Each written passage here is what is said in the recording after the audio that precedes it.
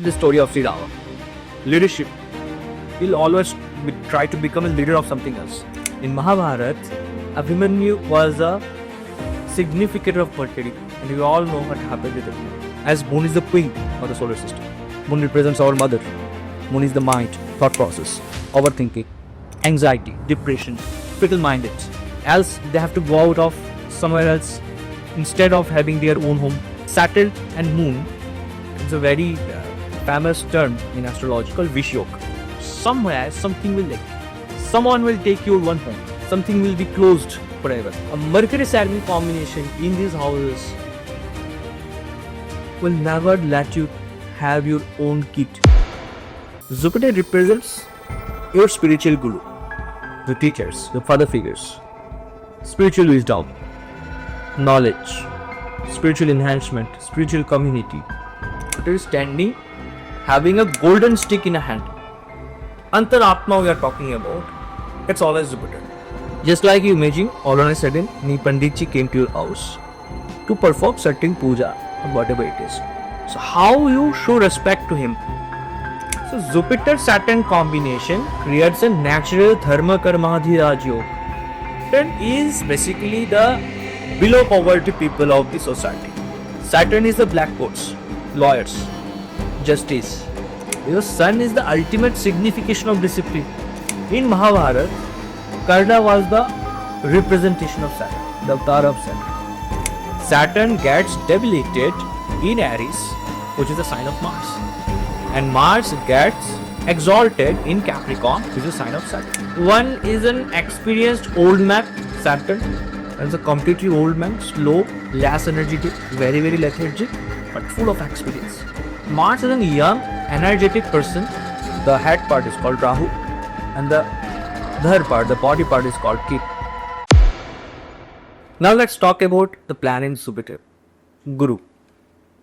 One of the most influential planets out of the 9 planets of the zodiacs. Jupiter represents your spiritual guru, the teachers, the father figures, spiritual wisdom, knowledge, spiritual enhancement, spiritual community. It's all about the Gyan, how much knowledge you can gather. That's what Jupiter is. Jupiter is considered one of the most benefic planets out of all the planets that exist in Hindu astrology.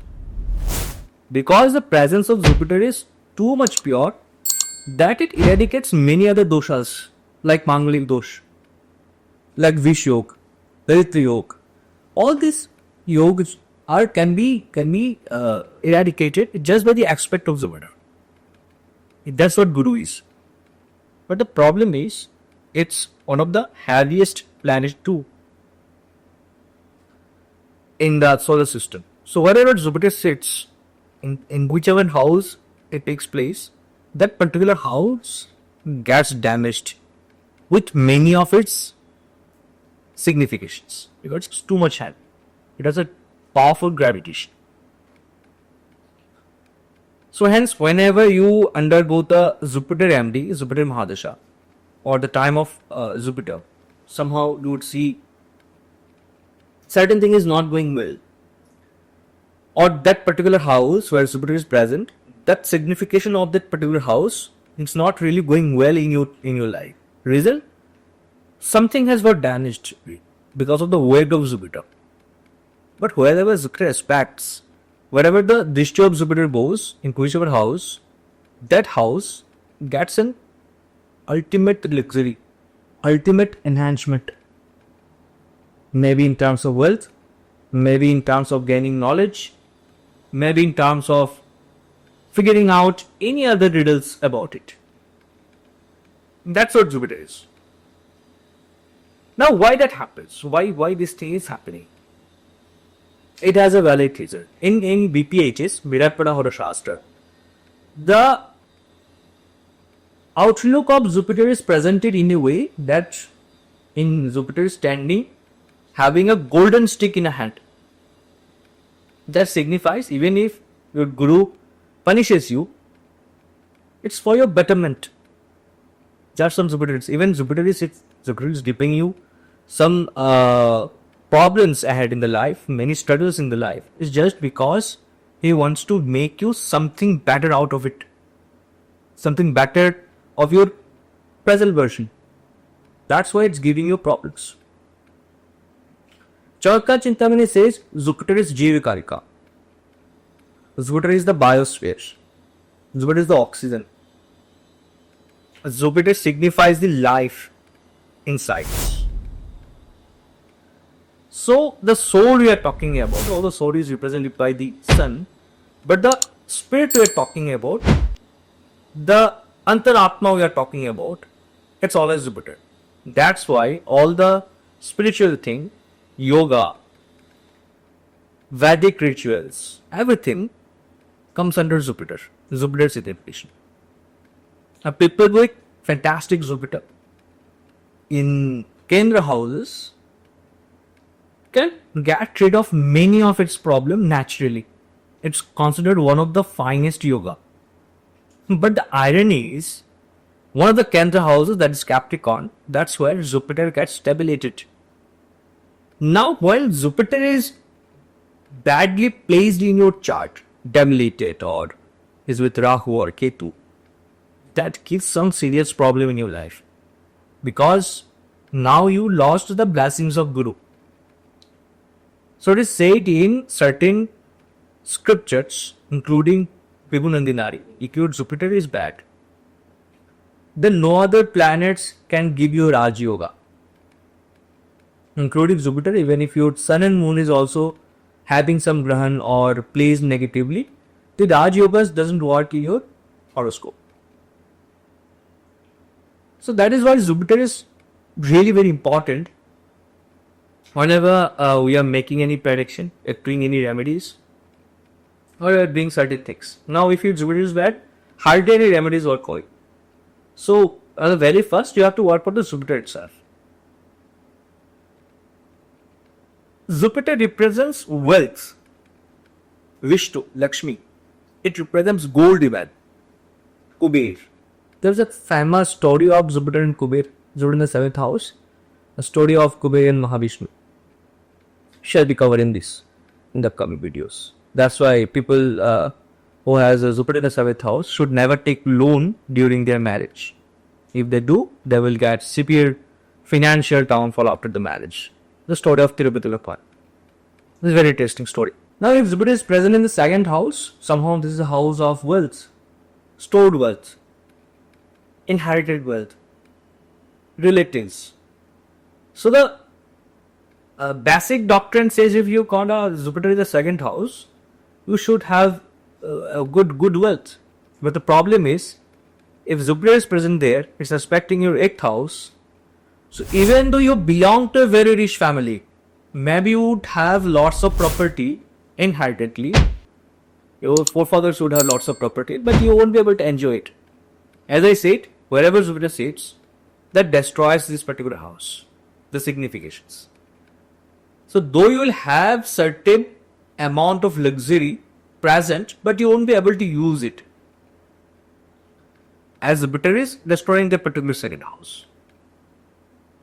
Now, since the 2nd house is your Bani Sthan too, the way you speak, Jupiter present there will make your voice really heavy. It will have a comment, just like a Guru. Jupiter is something who demands respect, a completely being in respect. Just like you imagine, all on a sudden, Ni Panditji came to your house to perform certain puja or whatever it is. So how you show respect to him? All on a sudden, your guru, your teacher, your professor came to your house. How do you show respect to him? That's what Jupiter is. Now Jupiter gets infected with Rahu and Ketu, that we call Guru Chandra Dosh. Now if you have a Guru Chandra Dosh in your horoscope, this signifies will definitely have some point of conflict with your father figures or with your professors or with your Guru. And how to confirm whether the Guru Chandra Dosh is working in your chart or not? In Lal Kitab, there is a theorem called Jupiter and Rahu creates Mercury. The But so now if you have a Jupiter Rahu combination in your horoscope and you are having problem of lungs, cough, bronchitis, then understand the Jupiter Rahu combination is in work, and it will somehow give you troubles to get good job, good business, good financial stability, as a Jupiter is somehow affected. So there is a very famous line out there, in Pegara sab bigara. So number 3 is represented by Jupiter. But if you've got a problem out there, you've got problem in everywhere. That's what Jupiter is. A brief discussion about Jupiter. Then in the same way, if we talk about Saturn, it's the exact opposite to Jupiter in terms of signification. But Jupiter and Saturn have a neutral fraction. They don't bother each other. Whereas Jupiter is considered one of the most benefic planet, Saturn is considered as one of the most malefic planet. Both the planets are happiest. Whereas Jupiter represents dharma, spirituality, Saturn represents karma, work. So Jupiter-Saturn combination creates a natural dharma karmadhi yoga. So if you get a Jupiter and Saturn combination, you get a combination of working and getting spiritually high. It's one of the finest combination and very rare combination. And if you have this, definitely you will do something big. Because whoever Jupiter touches, it makes it big. So Jupiter touches the Saturn, it will make your profession big. Whatever Jupiter will give you, it will give you big thing. If it gives you disease, it will give you cancer. Jupiter is something like that. Whatever he will give, it will be big. So with Saturn, Jupiter behaves neutrally, but it impacts in multiple ways. So now what is Saturn? Saturn is basically the below poverty people of the society, the rickshaw pullers, the daily worker. Saturn is the black coats, lawyers, justice. Saturn always talks about right. That's your like, you should fight for it. Saturn teaches you to have passions for anything, whatever it is. Saturn says you are not getting this thing immediately. First you be eligible to get this particular thing and then I will give you this. Saturn is the planet which can give you ultimate wealth. When Saturn gives you wealth, no other planet can beat Saturn. But the problem is it doesn't give unless and until you actually deserve that. Saturn is hard work. It shows you how you should work hard. Saturn is discipline. It approaches it, it creates problem in your life in a way so that you become disciplined. But to attain discipline, to have discipline in your life, you need to have a good sun. Because sun is the ultimate signification of discipline. If you see the sunrise and sunset, if sun says that okay, I'll be rising today at 6:30, it's 6:30 as sunrise. It doesn't bother about a storm or a rain and whatever it is. If it says I'll be setting today by 5:30, yeah, it's a sunset at the 5:30. That's the discipline of sun. So if you need to attain discipline in your life, sun is ultimate client. Do a regular Surya early in the morning. You will get discipline in your life. But how does Saturn approaches you to get discipline in life? Because you will bring lots of problems in your life. You will face constant problems. You will become lazy. Just like a tortoise, everything will go very, very slow. Tortoise represents the Saturn. So now you need remedies to get rid of the curse of Saturn. But the problem is, if your Saturn is in malefic position, already it's in nature is malefic and it's already in Jyotish position, remedies will very, very less for this particular Saturn thing, and it will work eventually in a very little manner. It hardly works. Any particular remedy for Saturn. If Saturn is not giving you the benefits, Saturn is not giving you the ultimate probable things to happen, the remedies won't work.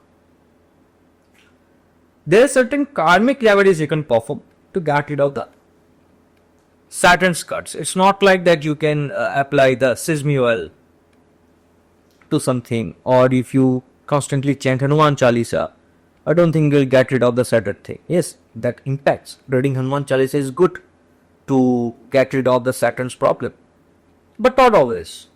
There are certain remedial measures given in Jainini Sutram and in Lal Kitab how to get rid of the Saturn's curse. But it will only work when you understand Saturn. In Mahabharata, Karna was the representation of Saturn, the avatar of Saturn. Now let's see how powerful Karna was. He always talked about the right, but he was always avoided, neglected by the society. That's what exactly Saturn is. Always neglected. But Saturn is extremely loyal.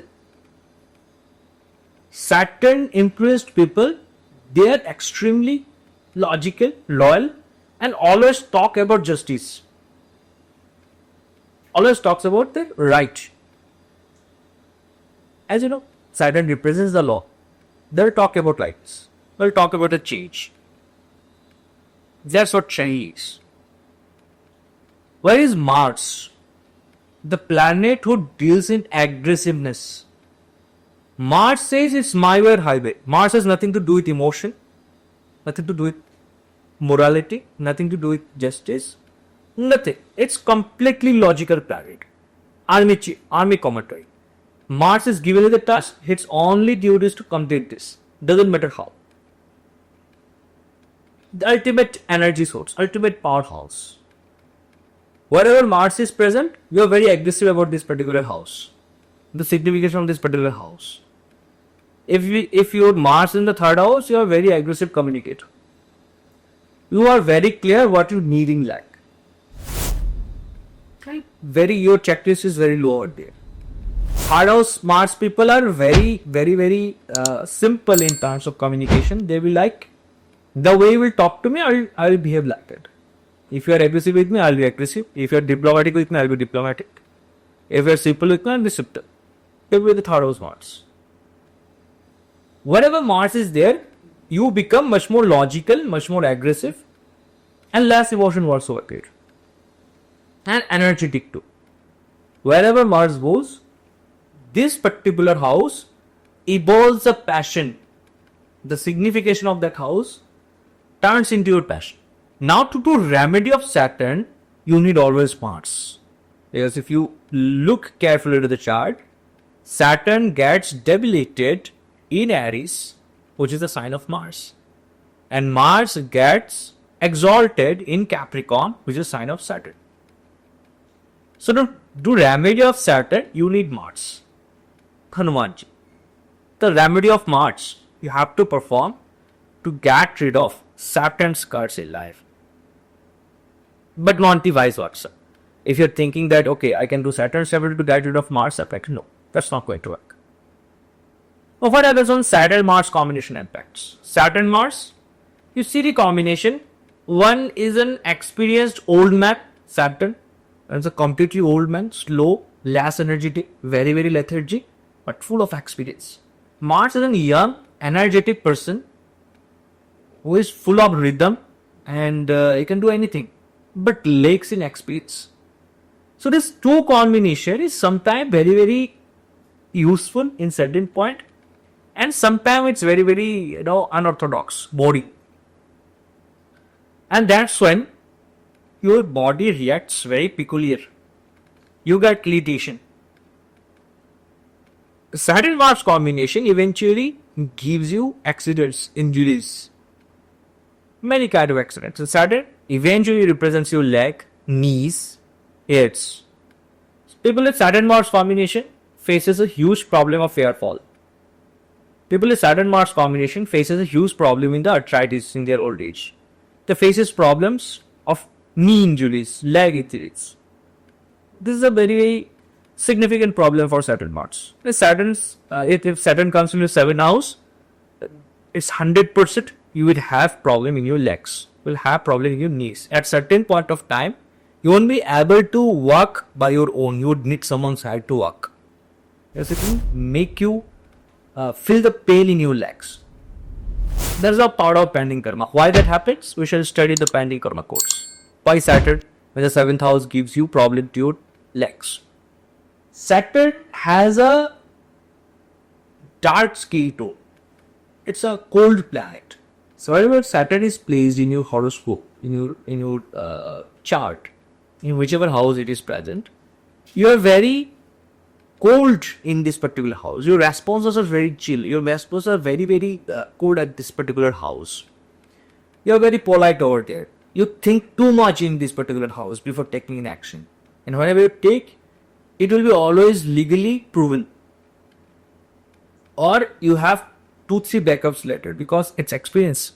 We're speaking with experience there. We're taking a step with experience there.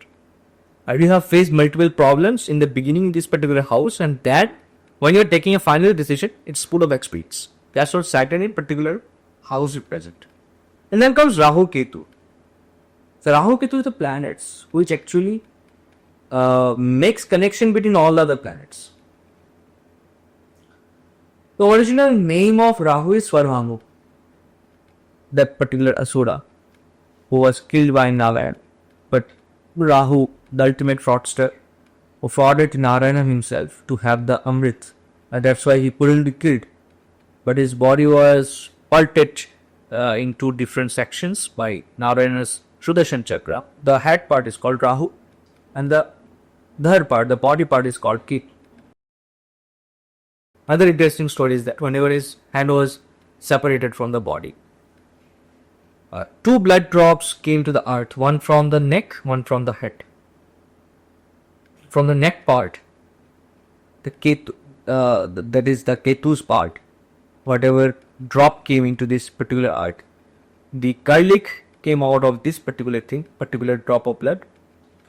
And from the Rahu part, the onion came out. And that's why whenever we eat onion garlic, we get some bad smell in the mouth. That's because of they were created from the Rahu and Ketu's blood. It's a mythological story. Obviously, there is no scientific logic behind it. But the mythological story is just like that. And that's the reason sometimes onion garlic are considered as tamasic bhojan. We hardly use them in any kind of worships, any kind of puja at all. So what is a Rahu? How does it impact? A Rahu says, I have to win. Samdam Dandavid. Rahu is a master trickster. All the tricks he knows. Wherever he sits, he is a champion there. Like all the planets are controlled by the planet Sun. Rahu puts Grahan into that. All the planets listen to Guru, Jupiter. Rahu puts Guru Chandral Dosh into that. So Rahu cannot be controlled. Rahu is the entire Kali Yuga. All the addictions, alcohol, smoke, gambling, share market, dance, bar, prostitution, extramarital affairs, negative intelligence, everything is Rahu. But a man who can control Rahu, if you know how to control Rahu, if you learn the use of Rahu, you are an ultimate champion. It's impossible to beat you. Because Rahu is the planet, it is the only Asura who ate the Amrit by tricking the Narayan himself. So Rahu is the planet who is the representation of lust, greed. Rahu says you, okay, you need everything. Why can't you enjoy all these things? You can achieve anything in life. Rahu is a planet who can make you a billionaire by a night. In one night, he can bring you lots of wealth. From what? Doesn't matter. So is Ketu. These are the representation of Pisach, because they always work in the reverse. All the planets moves anti-clockwise, they move clockwise. They work in reverse. So whereas Rahu is the attachment, it attaches you to this Maya Nagri in this particular life. A Ketu detaches you. Ketu is a representation of detachment, complete detachment. Wherever Ketu is present, you are detached from this particular house. Ketu is more like Jupiter. Ketu has a deep connection with occult, with spirituality. A fighting, tired soldier wherever Ketu is present, you have already achieved all the things of that particular house in your previous birth. And that's why in this birth you are not interested to win over those things. And that's why I feel detachment. That's what Ketu is. People with Ketu in Lagan, they are very, very attached with themselves and detached from the world. They speak with a different version of themselves. That's what Ketu is. For example, if you have a Ketu in Lagan, you will speak with yourself in 3 different ways. You don't need people to talk with. You'll make your own version and you will speak with yourself. Like you have to take a decision, you will speak with yourself in 3 different ways. Okay, can I do this? Nope. Can I do this? Yes. And then you'll finally come to a conclusion. That's what Ketu in Lagan people do. In the same way, if you have got a Ketu in the 2nd house, so the main problem and the main question of their life is how to earn money. Their entire life story ends up in one particular point, how to get money. And they do make money eventually. But they're the person who hardly have a talk with their family members, with their relatives. They don't like to talk to relatives. The relatives will call them and they'll say, but okay, I don't want to power this. That's what Ketu in 2nd house. Ketu in the 7th house is one of the finest combination to give you divorces and separations. I have seen many Ketu in 7th house. They get definite problem in their marriage life. Yes, in few cases, obviously, marriage goes really well even after there's Ketu in the 7th house. Depends upon the degrees and other planets aspect. For example, if Jupiter is aspecting the 7th house, that doesn't matter if you have a Ketu in 7th house, your marriage will go well. But yeah, definitely you'll have certain disputes. So Ketu says wherever he is present, he will detach you from there. Ketu is the littlemost things. Insects, infections, virus, bacteria, all these things. Ketu is something which helps you to grow inside.